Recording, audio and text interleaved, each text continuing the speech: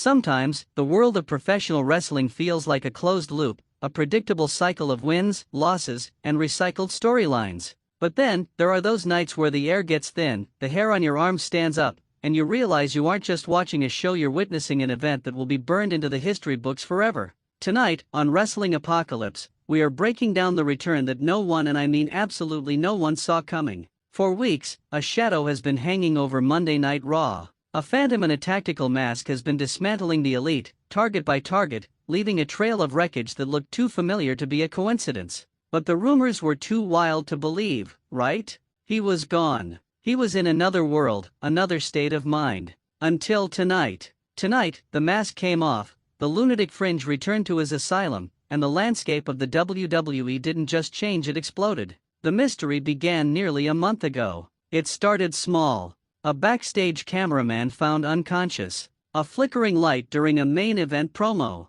But then it turned physical. We saw the World Heavyweight Champion standing in the center of the ring, celebrating a hard-fought victory, only to be blindsided by a blur of black denim and pure aggression. This wasn't a standard run-in. There were no flashy moves, no theatrical poses. It was a mugging. The attacker moved with a frantic, unhinged energy, a style of violence that was chaotic yet surgical. He didn't use a chair, he used his surroundings. He used the ring post, the barricade, and the very concrete floor to send a message. And every time security flooded the ringside area, he vanished into the crowd like a ghost. The speculation on social media was a literal war zone. Fans were frame by frame analyzing the height, the gait, the way the attacker gripped his opponent's throat. Names were thrown around. Was it an NXT call-up? Was it a returning legend? Some even whispered his name, but the skeptics were quick to shut it down. He's happy where he is, they said. The bridge is burned, they argued. But the WWE has a funny way of rebuilding bridges just so they can set them on fire again. Tonight's episode of Raw was supposed to be about order. Adam Pearce had doubled security. The champion was demanding answers. The ring was surrounded by elite guards. But as we've learned over the last decade, you can't cage a man who thrives in the chaos. The main event was a chaotic six-man tag match, the kind of high-octane spectacle that usually closes the show with a fireworks display. But as the final bell rang and the victors stood tall, the lights didn't just dim, they died. A cold, heavy silence fell over the arena. Then, that familiar, low-frequency hum started over the sound system. Not a theme song, just static. The heartbeat of the crowd intensified. Through the grain of the Titantron, we saw a grainy, black and white feed from the boiler room. The masked man was there. He wasn't breathing hard, he was just standing, staring into the lens. He slowly reached up, his fingers trembling with what looked like either rage or excitement, and he peeled back the mask. The arena didn't just cheer, it erupted in a sound that felt like a physical weight. The pale skin, the messy hair, the crooked, wild-eyed grin that has haunted the dreams of opponents for years. Dean Ambrose. The moral compass. The Lunatic Fringe. The man who walked away from the machine had returned to dismantle it. He didn't say a word on the screen. He just pointed toward the curtain. The feed cut to black, and seconds later, he emerged. He didn't come down the ramp.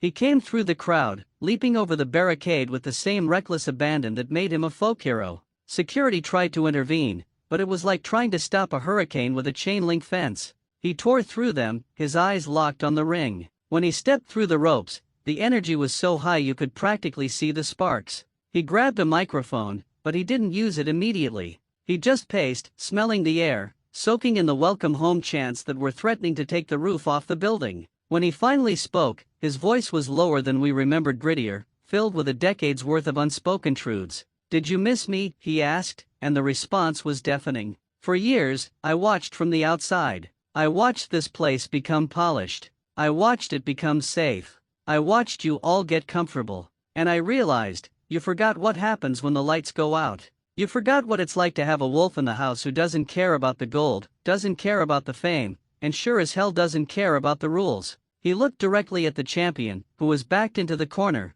paralyzed by the sheer unpredictability of the moment.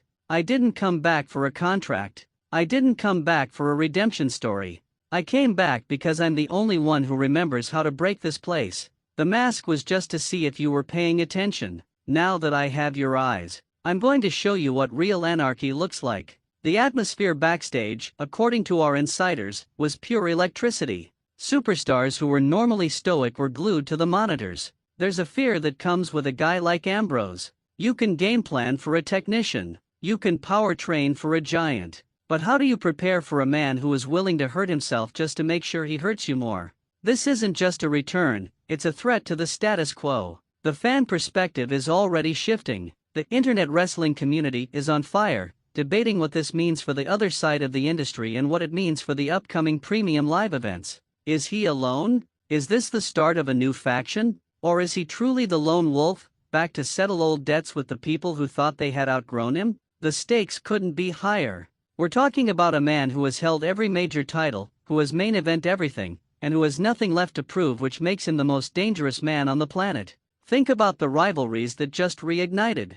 Think about the history he has with the guys currently holding the power. The history he has with the visionaries and the tribal chiefs. This isn't just a new chapter, it's a whole new book. The cinematic feel of his return, the grainy footage, the tactical gear, the silence before the storm suggests that this version of Ambrose is different. He's more calculated. He's more focused. He's the lunatic, but he's a lunatic with a blueprint. As we wrap up this emergency breakdown on Wrestling Apocalypse, the questions are piling up faster than the bodies Ambrose left in the ring tonight. Why now? Who is his primary target? And most importantly, how far is he willing to go to prove his point? One thing is certain: Monday Night Raw just became the most unpredictable show in sports entertainment again. The Fringe has returned to the center, and the asylum doors are wide open. What do you think of Dean Ambrose's shocking return? Was the reveal as the masked attacker the right move, or were you hoping for someone else? And who do you want to see him face first in his path of destruction?